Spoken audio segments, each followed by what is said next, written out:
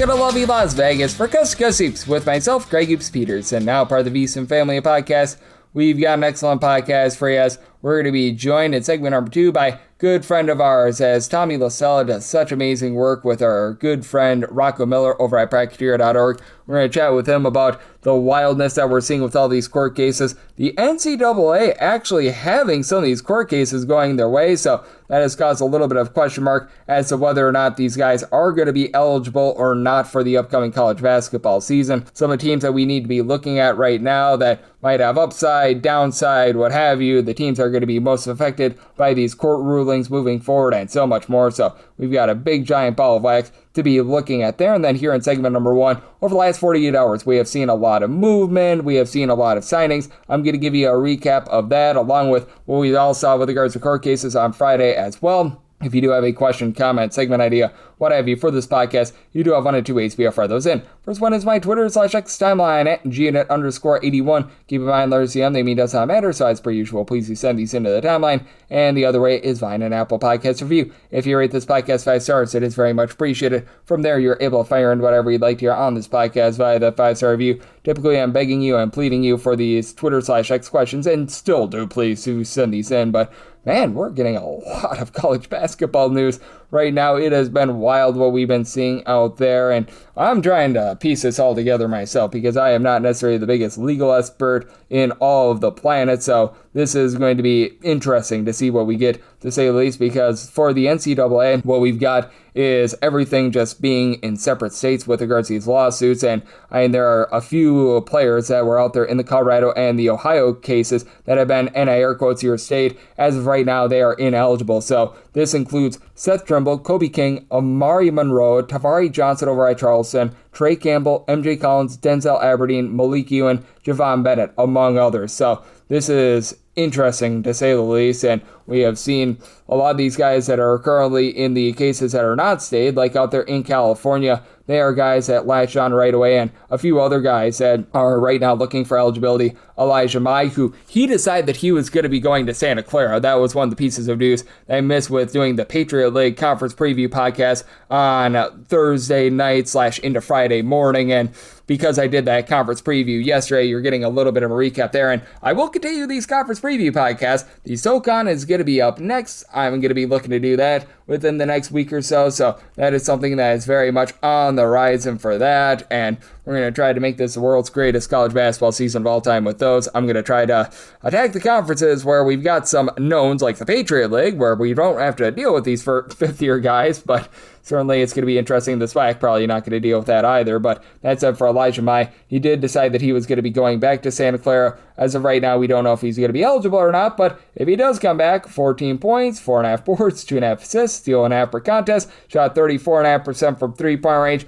Just a really nice, rock-solid 6'7" combo player in a WCC where you no longer have to deal with Gonzaga. That is a really, really nice thing to have, so it is going to be fascinating, to say the least, what is going to be happening there. And then you've got right now the Kentucky case that is looming, that is currently pending some sort of a TRO or injunction. You've got Mark Mitchell out there, and it's sounding like he's probably going to be heading on over to Kentucky if he does land anywhere, so we're going to be interested with that. We saw Trayson Eaglestaff, he's a part of the Texas case, and is currently eligible under a injunction, but for him, he's going to be heading on over to UC San Diego. And for Trayson Eaglestaff, this is a guy that is just a dude. Last season over at West Virginia, didn't necessarily find his footing, but still had 10 points, 4.5 boards, shot about 34.5% from three. You go back to what he did 2 seasons ago over at North Dakota, 19 points per game, 36% three-point shooter, 2.5 assists per game, and for my money, that makes UC San Diego a massive player out there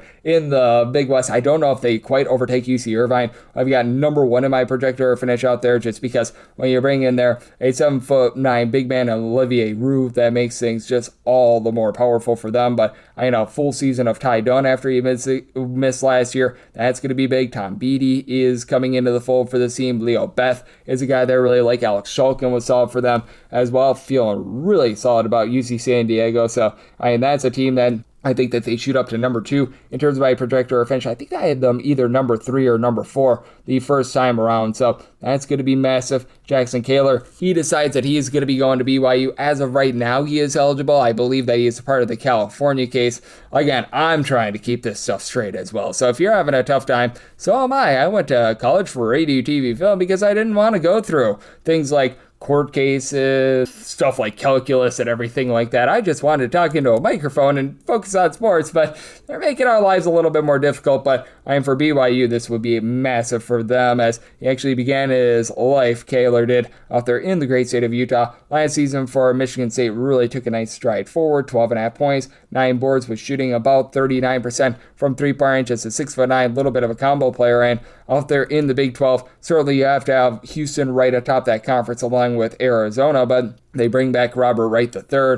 Colin Chandler is a guy that they're going to be bringing in after, I believe that he was a part of BYU to begin his career before heading on over to Kentucky. Bruce Branch is a freshman that's one of the best in all of college basketball. Jake Whalen is a guy that's able to dominate down low, so that is an absolutely huge move for them. So we've got a lot to be piecing together with regards to some of these college basketball pieces. And then Donovan Dent, he decides that he's going to be heading on over to LSU. LSU better hope that these guys are going to be eligible because Sky Clark and Donovan Dent were in the same backcourt over at UCLA last year. That gives you some instant chemistry. And for Dent, we all recall what he was able to do 2 seasons ago when he was over at New Mexico. Guy was averaging 20.5 points, 6.5 assists, shot right around 41% from 3. Last year, that fell to 25.5% from 3 at UCLA. Probably not as good as that 41% three-point shooting. Probably not as bad as the 25.5%. Think that irons out, but guy has such great active hands for an LSU team that they just need bodies. I wish I could put it any other way, but this team really, really needs bodies. And if they do not have those 2 guys out there on the floor, that's going to be rough. And then in terms of non-transfer news, Killian Teore, who is expected to be one of the big pieces for Iowa State this year, he underwent successful surgery on his shoulder. He's expected to be out the first half of the season, and that is going to be a big blow for an Iowa State team that is obviously going to be looking so different this year after you lose Milan Memiselovic from a season ago. You're going to be without Timon Lipsby after he was there for forever and ever. Joshua Jefferson, you go down the list, and Ian Toure, last season as a freshman, he took some really nice strides forward. 8.5 points, 3.5 rebounds per game was a little bit of a surprise bursting onto the scene the way that he did as a starter. Shot only about 32% from 3-point range, but good active hands with about a steal and a half per contest. And for Iowa State, they're still going to be a solid program, but now they're really going to be banking on Leo Bond, who's going to be coming on over from Northern Iowa. Blake Buchanan is going to be a guy that they're going to need to bank on along Jamarian Burton, and they're not a team that's really signed any of these fifth-year guys. Ryan Prather is probably going to be someone that sees some minutes. I like Jaquan Johnson coming over from the Missouri Valley Conference, but at 5'9", what is he going to be able to give you moving forward? So we've got a lot to be fleshing out with regards to this team as well. So it's not just transfer news and all these injunctions, what have you, but we've got a lot of signings that are going down as of right now. And we've also got the Louisville case, because right now with Seth Trimble, he is not eligible with everything that we saw in terms of the injunctions, in terms of the stays on Friday. And London Johnson, who was trying to come over from the G League, he was dismissed due to a violation of team rules. Not great, to say the least, for Louisville. So we've got a lot of question marks. We've got guys that we don't know if they're going to be eligible or not. We've got a lot of good, clean family fun in general, and we're going to pack it all in the next segment with our good friend, Robbie LaStella. He does such great work over at backtoyear.org. He joins me next right here on Cuts with myself, Greg Peterson, now a part of the VSiN Family Podcast.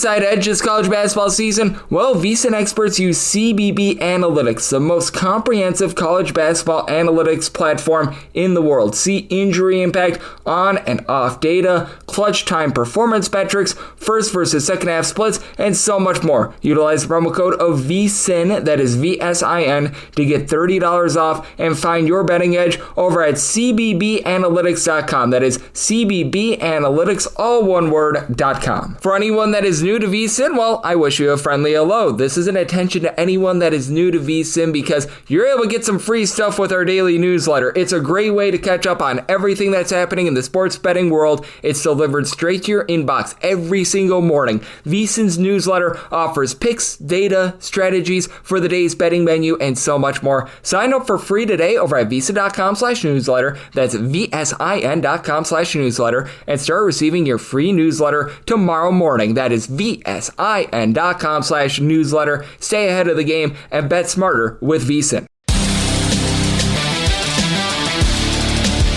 And we're back here in lovely Las Vegas for Cuscusy with myself, Greg Peters, and now part of the VSiN family podcast. It's always great to be joined by this man, as Robbie LaStella is doing such an excellent job. Take a look at this amazing game of college basketball. He's over there at a few different places. He's over at FAU Owls, and that's where he's done a great job, not just on the college basketball front, but the college football front as well. We are getting set for opening week in college basketball. I am not going to call it week 0. I hate week 0, but I love opening week of college football. So there's that. He's also doing a great job over at bracketeer.org. He, Rocco Miller, Avetta Aberman, they are doing such an incredible job taking a look at this great game of college basketball, all of the hoopla that goes with it, and additionally looking at the scheduling aspect of things as well. You're able to follow Robbie on the old Twitter/X at a wonderful handle of the letter R, his last name LaStella, LaStella, and then the word report all together. And Robbie, always a pleasure, my friend. Thank you. Yeah, Greg, how's it going? Always good to hop on here and talk the crazy world that is college basketball. We'll see what it looks like tomorrow, but today has been a crazy day for sure. Oh, it certainly has been, because a lot of those players where we didn't know what the injunction was going to hold for them, they seem to be signing with guys. We still don't know what's happening with some of those guys out there in Ohio, what have you, because of what happened earlier in the week. And just how do you take a look at things? Because right now I'm just totally under the assumption that all these guys are going to be eligible. I know the NCAA got a rarest of rare court wins out there in Ohio earlier in the week, but everything else has just gone horribly wrong for them. Yeah, last time we talked about the law side of things, I was pretty confident as well that the NCAA really didn't have much to work with here, but they got a favorable ruling, very favorable. I'm not a lawyer or anything, but just reading it, based off of the official ruling, it seems as if they looked at the NCAA's case as valid and strong in this way. They said, whether the stay applicant has made a strong showing that he is likely to succeed on the merits. They also believe that the NCAA would be irreparably harmed absent this stay that was caused today. So major siding with the NCAA. And so, it'll be interesting to see how it goes now. You wonder if the lawyers in these state cases that will be heard soon-ish, hopefully soon, you never know, but you wonder if those lawyers are going to agree with this NCAA stay. If they issue a stay in those cases, it's all up in the air right now. About the only thing we don't know is what's going to go on with players like Donovan Atwell, Seth Trimble, Denzel Aberdeen, because these players currently are not under any active lawsuits. They were under a Colorado ruling federal case that was stayed. So it'll be interesting to see what happens with them. It takes time for cases to pop up, so I don't know how logical it is to say that all of a sudden these guys tomorrow can walk into the county courthouse and sue in their own state. I'm pretty sure that takes some time. Classes are starting like tomorrow or next week. So it's going to be interesting to see what happens for those guys. For all the other big names that are in these cases, from Donovan Dent in California to Malik Renew in South Carolina, AJ Storr, not a big name over there in Tennessee, a couple guys in Colorado as well, Anthony Johnson, the big one, Pig Johnson. But it'll be interesting to see, how those cases get decided. For now, they're eligible, but, those cases could get heard. The NCAA could win in terms of get a stay and allow their case to be heard even further. And then there's another federal case, Patterson versus the NCAA, that's arguing that it's an antitrust situation. Again, I don't know necessarily the legal ins and outs of that, but that's a different argument that's been made so far. We'll see how that one rules out, but another federal ruling could completely reverse everything I'm talking about and everything we saw happen, if I understand that correctly. So right now we don't know nothing, but I would say the most uncomfortable people should be Louisville fans with Seth Trimble, although they're pretty deep. Florida losing Denzel Aberdeen is a hit. Charleston just got Tavari Johnson. That's a hit on the mid-major level for sure. And Donovan Atwell at Texas Tech, that's an unfortunate loss as well. Colby King at Auburn, another name there that could make an impact that's now without eligibility. So it'll be interesting to see what happens with those guys, but a lot of unknowns right now, definitely still in the land of unknown. Oh, yes, there is no question about it. And it just feels like it's a game of whose line is it anyway. Everything's made up, and the eligibility at this point just does not matter. Everyone's trying to make their own rules on the fly. So, man, it has been wild as we've got our good friend Robbie LaStella doing an amazing job over there at bracketeer.org. He's joining me right here on Coast to Coast Hoops. And I think I mentioned this with you once or twice, but I certainly do think the team with the most gain/lose is Texas Tech. I mean, JaMychal Stillwell, Donovan Atwell, along with as well the man that was able to do so much for them in Williams a few years ago as well. So you just go down the list. They are going to have so much to gain/lose here. But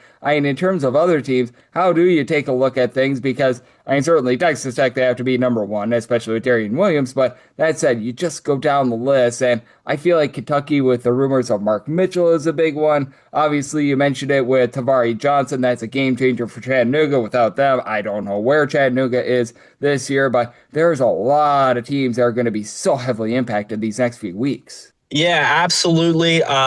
Kentucky was a team with some roster spots. They were pursuing Jackson Kohler as of yesterday. He opted to go to BYU. I would call that a loss for Mark Pope, but now is it a loss? I don't know. Does that even matter anymore? I don't know if he'll be eligible. LSU, a team that was pursuing Donovan Dent. Right now, Donovan Dent is still eligible, but that case could change and he could not be eligible. I would be very concerned if I was LSU. You like to keep your poker face here for a while with these court cases and, Will Wade working behind the scenes. But if these players don't get ruled eligible, you got to hope his staff has some good international connections, because otherwise I don't know who they're going to use to fill out this roster. You and me! At that point, it's going to come down to, whatever they've got. RJ Lewis, is his eligibility set in stone? I don't know. I don't think so. They only have a couple international guys that I'm solid on. LSU is probably the most concerning to me right now overall, just because the lack of overall players. You can make up for it if you're Kentucky. You still have some talent over there.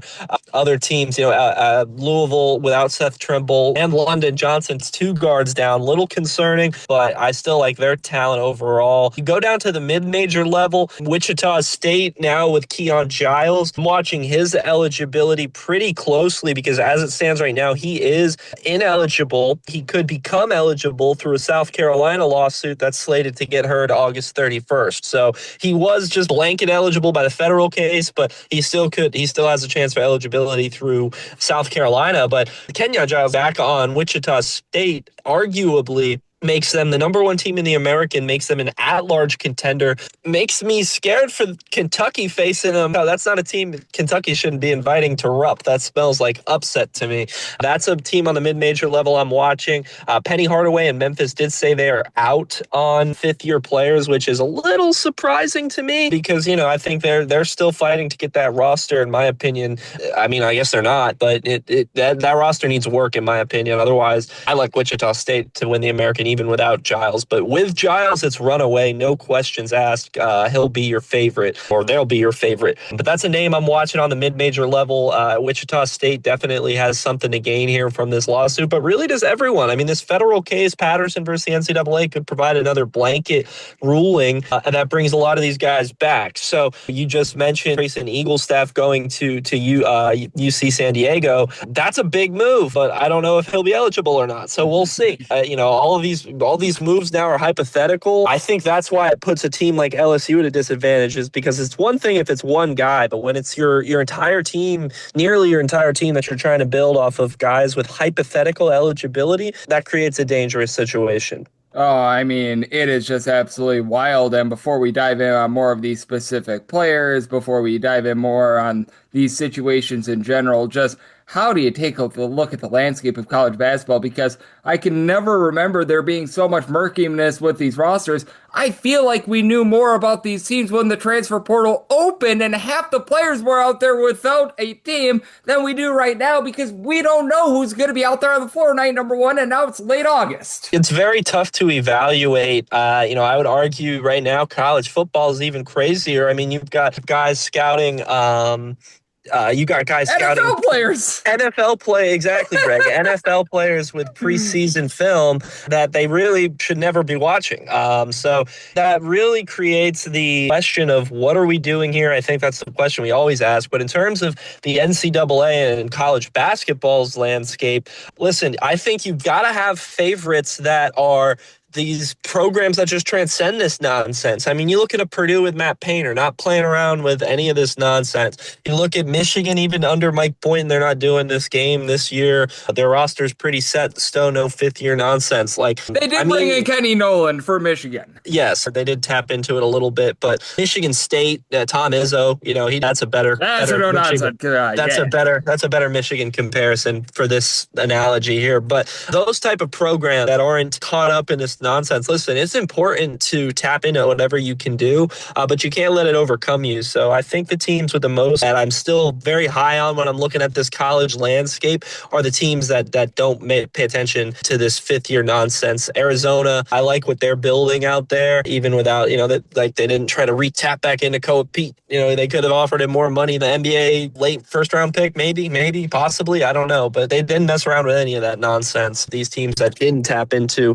the fifth-year guys, and it's not too many. I like those teams to have early success, especially in the season. It should even out by the time you get to middle of conference play. But early on, I like those teams with rosters that have been together the longest to have the most success. And, that's not anything groundbreaking, but I think, everyone gets caught up in the moment with these late additions. But I think the moves that should be celebrated the most, the teams that should be highlighted are the ones with retention and the ones that aren't playing around with the legal system trying to game guys eligible. Yep, and even with Arizona, they did pick up RJ Godfrey, but let's call it what it is. If they don't have RJ Godfrey on the floor, they're still going to be completely fine. And even Michigan, who you mentioned before, they don't have Kenny Nolan. That's a guy that's coming in off the bench. That's a little bit more of a depth piece. They've got their meat and potatoes already on the roster, as our good friend, Mr. Robbie LaStella, joining me right here on Coast to Coast Hoops. And I know you're a man that does a great job taking a look at the American because you're over there at FAU Owl's Nest, and you mentioned it. You're liking Wichita State right now,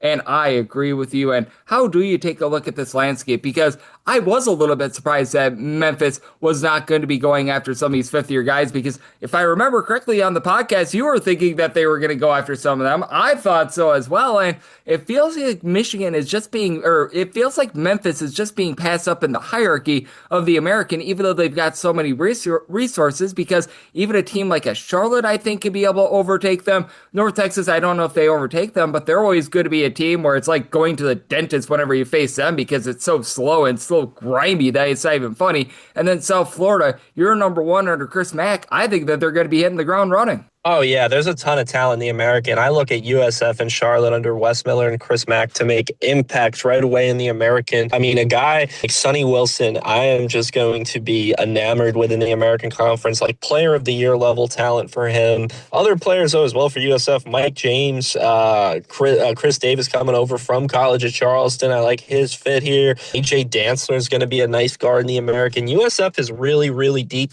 and I don't know if the national landscape is noticing it right away, but they're going to be talented. Charlotte under Wes Miller, there's a lot to like there. And yeah, going back to Memphis a little bit, my opinion was that they were going to go after some of these fifth-year guys, but Penny likes his roster where it's at. I don't know necessarily. I don't. I don't know. You don't know necessarily if that's him being a little facetious. I mean, the roster is not published on the website yet. Well, most of the American Conference at this point has their roster posted. Wondering what's going on. Are they just kind of playing it coy a little bit? Because I think they need players, but we'll see what happens with Memphis. I mean, there's always a chance that they shock the world and are good. I mean, that's the expectation there, is that they're going to be competing for conference titles, nothing more, nothing less. I look at Charlotte's roster. I look at USF's roster. I look at Wichita State's roster especially. All three of those teams are far and away better than Memphis. Even some teams behind them, a North Texas and FAU right on the heels of Memphis, in my opinion. Even Temple's roster this year, if they can get a guy like Darian Ford through a fifth year, I like their guard play a lot. And so listen, I mean, every team in the American is going to be trying to punch up this year. I just spoke with Austin Clunch at UTSA, far and away the worst team in the American last last year, had a ridiculously long losing streak. And if you go look at their roster, go look at their guards. I mean, they're building up, if they can get them playing in the system that Klosh wants to run, similar to an Alabama, similar to what they ran at Nichols, to what he ran at Nichols when he was the head coach. I mean, listen, like every team in the American is going to be trying to bring their best. Obviously, things happen, but Memphis not having a roster on paper that jumps out as far and away better is concerning. So listen, I think the American is open for a potential repeat for USF, but that's not guaranteed. Don't think Memphis is going to be your shoot-away favorite. I think this could be a year where Charlotte really makes a surge. Year 3 under John Jacobs, FAU is looking to make a surge with Kane and Carlisle back. So there's a lot of teams in this league that are going to be looking to make a push to the top of the league, especially with Memphis not being as potent. So wide open Americans, some favorites will be Wichita State, Charlotte, and USF for me.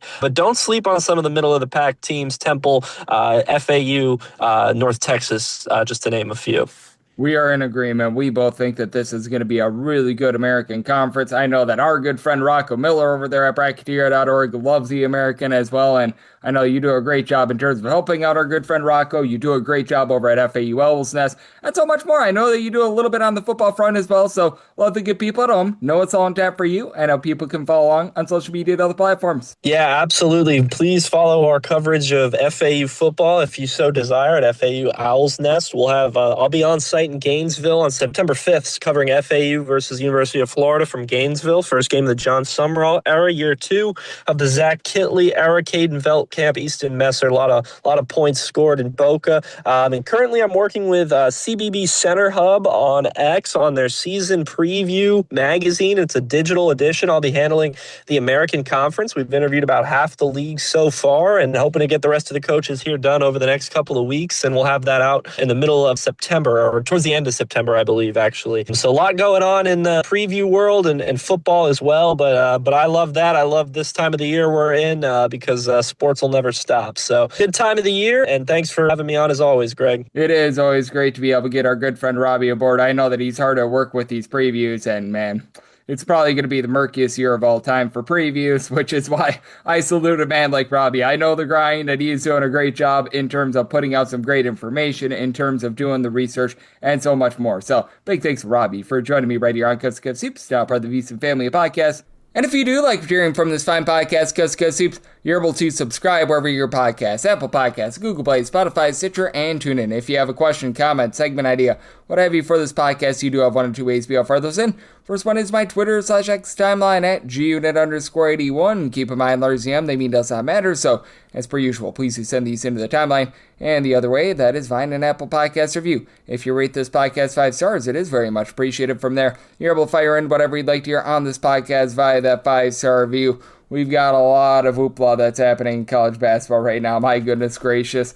With all these fifth-year guys that are trying to gain eligibility, these court cases, I'm going to do everything I can to be able to keep things as straight as humanly possible because things are about as clear as mud right now, but going to continue on with those conference previews. SoCon should be coming up relatively soon. I'll try to get that done sometime in the next week or so. We're on to the S's. In terms of mid-major conference, we're going to be leaving the big boys to the end because they right now have the moving parts that are so murky, but we've got ourselves a lot to be taking a look forward to because I want to make this the greatest college basketball season of all time. So I'm with you guys every single day on this podcast, and I'll be back with you once again tomorrow. Thank you.